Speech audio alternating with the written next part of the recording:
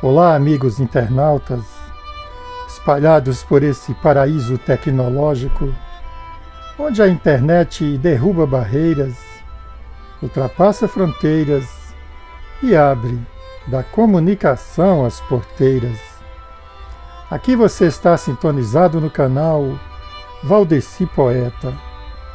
Passou meio século, 100 é a meta, 50, 60, 70, por aí vai, porque este é o canal do Coroa.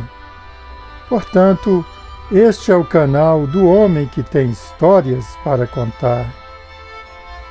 E hoje nós vamos contar a história da seleção do Dorival, porque fica difícil se dizer que esta é uma seleção dos melhores jogadores do futebol brasileiro. Ou, em outras palavras, poderíamos dizer dos jogadores brasileiros que atuam no futebol do exterior. Porque nós temos uma seleção aí que, infelizmente, está representando muito mal o futebol brasileiro, que sempre teve fama e reconhecimento como o melhor futebol do mundo. Na verdade, nós sabemos que, na prática, atualmente, não pode ser considerado, talvez nem terceiro melhor futebol do mundo. A seleção brasileira vive uma fase tenebrosa. Sim, pediu-se uma reformulação, trocou-se o treinador, mas talvez o que precisa ser trocado é a mentalidade com que se está fazendo acontecer essa seleção considerada brasileira. Talvez a questão nem seja de treinador. Claro que quando o futebol não vai bem dentro de campo, a corda sempre arrebenta para o lado do treinador. É assim nos times de futebol do Brasil e certamente não seria diferente com o treinador da seleção brasileira. A gente sabe que esses treinadores que passaram ultimamente são treinadores que realmente foram vitoriosos nos seus clubes, mas chega na seleção brasileira e eles não conseguem montar um esquema de jogo favorável. Ou será que realmente treinador não influencia? Depende ali dentro de campo, entrosamento, e a coisa funciona. E o treinador está ali apenas para distribuir camisas e fazer o seu discurso de incentivo. Talvez trabalhando ali como um psicólogo, ou como diria-se antigamente, um pai dos jogadores, apenas dando orientações já conhecidas até pelos mais simples torcedores do futebol. Então, nós vimos uma seleção jogando contra um Equador fraquíssimo, e um Equador que, já adiantando o processo, no segundo tempo dominou praticamente boa parte do jogo, sendo que, voltando atrás ali no final do primeiro tempo, o jogador perdeu um gol ali cara a cara com o goleiro brasileiro. Um jogo que poderia até ter sido um resultado mais catastrófico se de repente viesse aí um empate. porque agora essa seleção dita brasileira se encontra em quarto lugar nas eliminatórias. Um vexame. E ontem, assistindo ao jogo ao lado de alguém, eu comentei que talvez seria mais interessante para o sofrido torcedor que uma seleção dessa não se classificasse para a Copa do Mundo.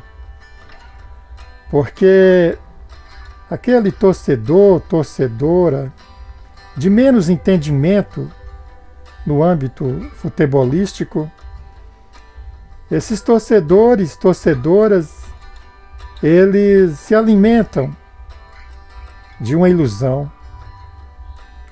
Porque não adianta ganhar um jogo como se ganhou ontem, num chute despretensioso, numa bola desviada, ganhando de uma seleção fraquíssima, que é o Equador, e chegar numa Copa do Mundo, onde o bicho pega, onde o filho chora e a mãe não vê, e cometer o fiasco, por exemplo, que cometeu na última Copa do Mundo.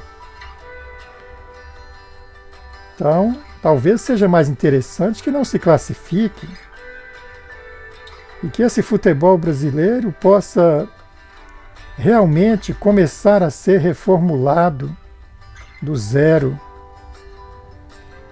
Porque nós temos jogadores considerados até entre os melhores do mundo que não dizem ao que veio.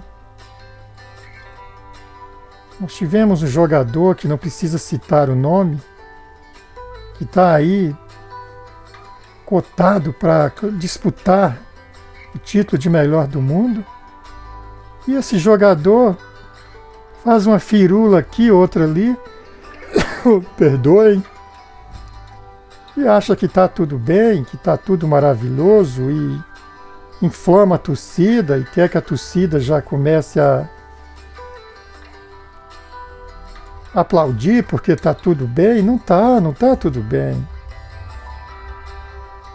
Uma seleção sem inspiração.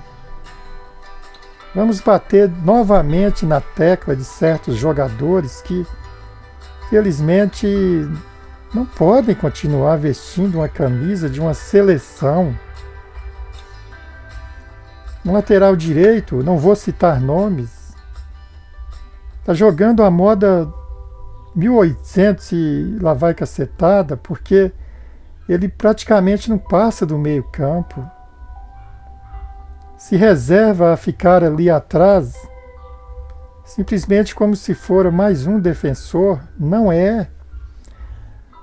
Estou falando do lateral direito. Hoje os laterais, considerados alas, são os atacantes do time.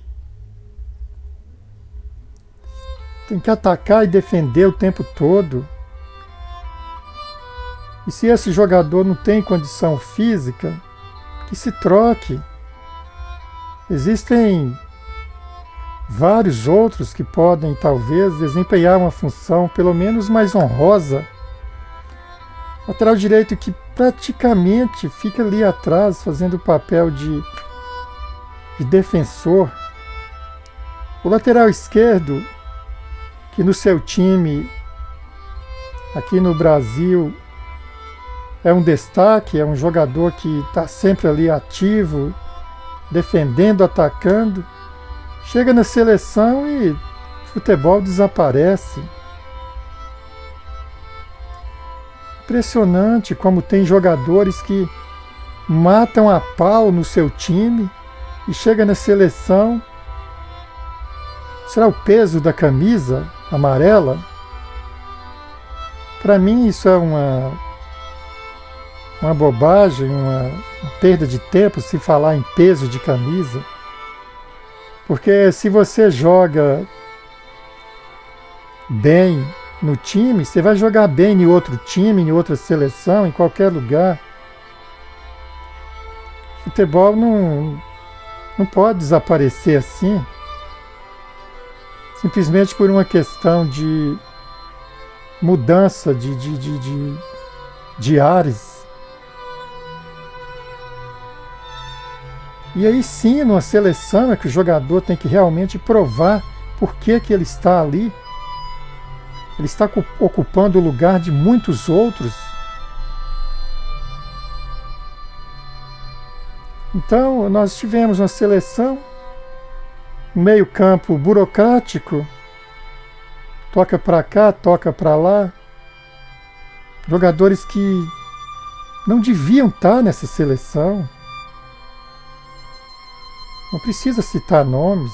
Tem uns 2 ou 3 aí que não deviam estar nessa seleção, nesse meio-campo aí também. E o ataque, como diria antigamente, é um ataque cardíaco para nós, torcedores.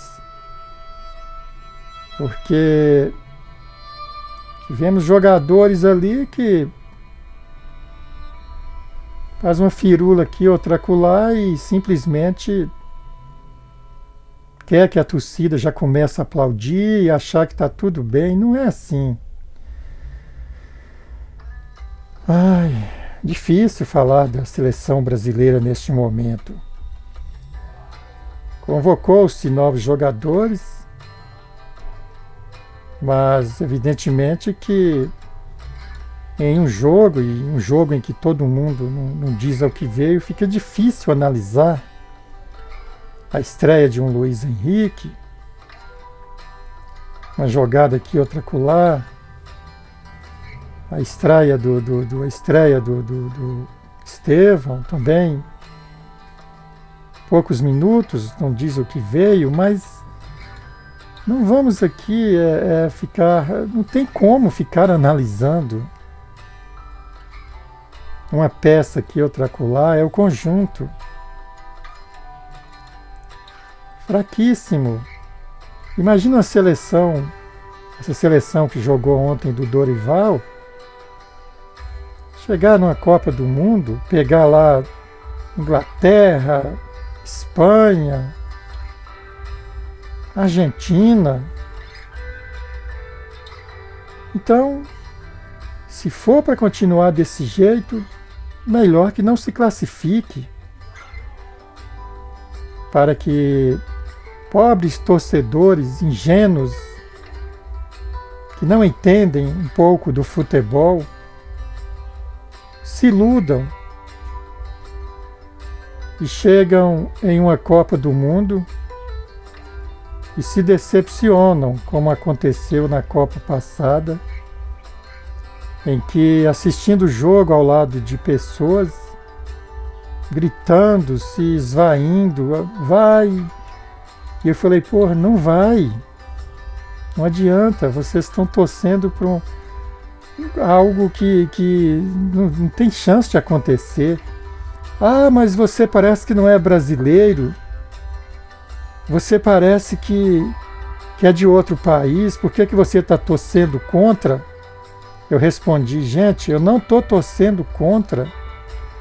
É a realidade. O que essa seleção está jogando não tem condições de ganhar o jogo. Foi assim na Copa do Mundo passada.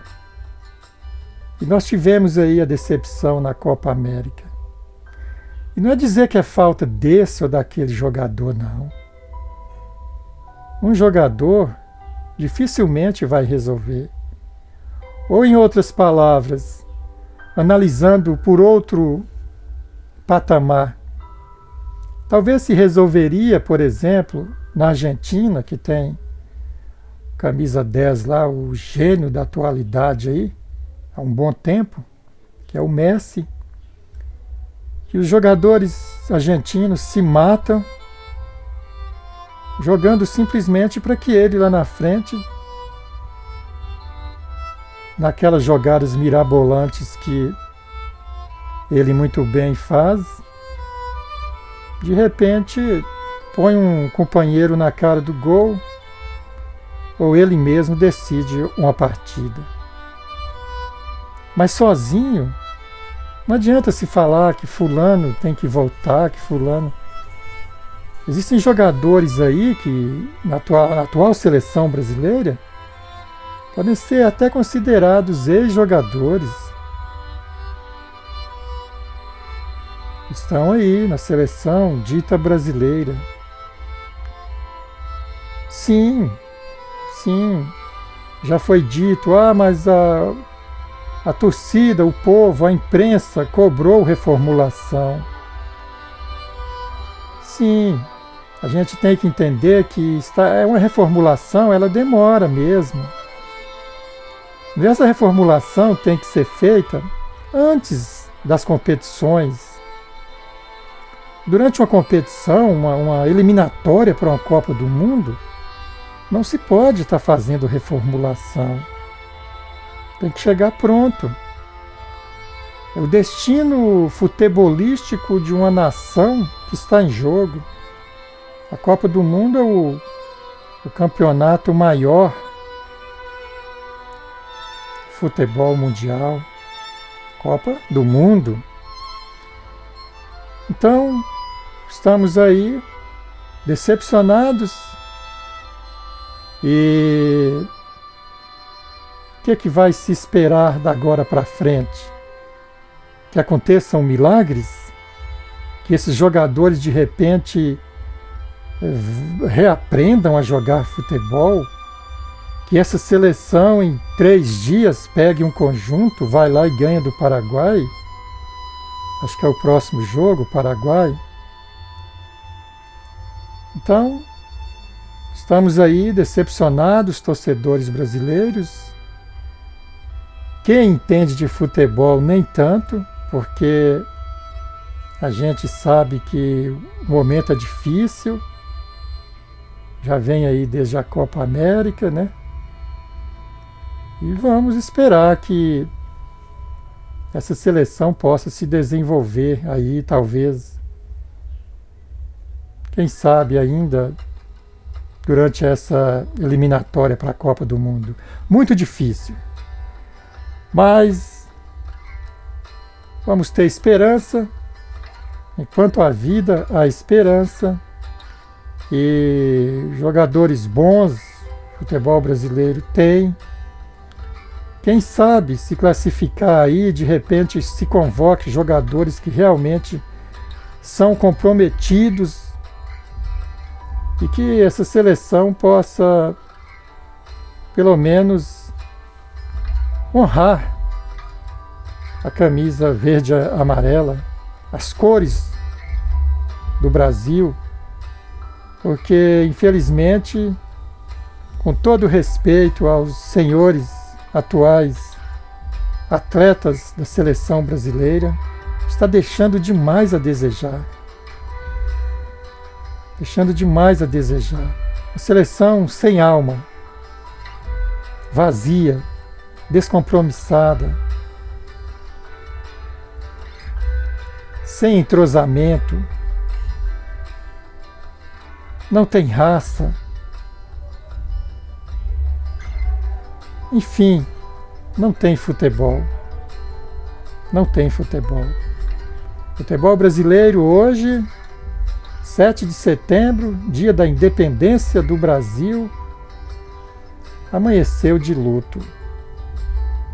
Pois, diante desse jogo terrível contra o Equador, as esperanças para se classificar para a Copa do Mundo até se tornaram bem diminutas, bem menores. E realmente, se for para jogar isso aí, uma Copa do Mundo, melhor não ir. Brasil, Brasil, Brasil.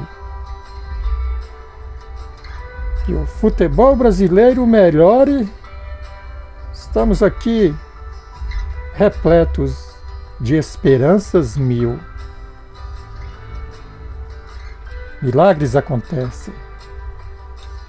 De repente, futebol brasileiro, quem sabe, venha a renascer.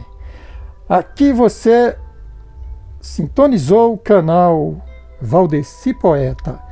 Passou meio século, 100 é a meta.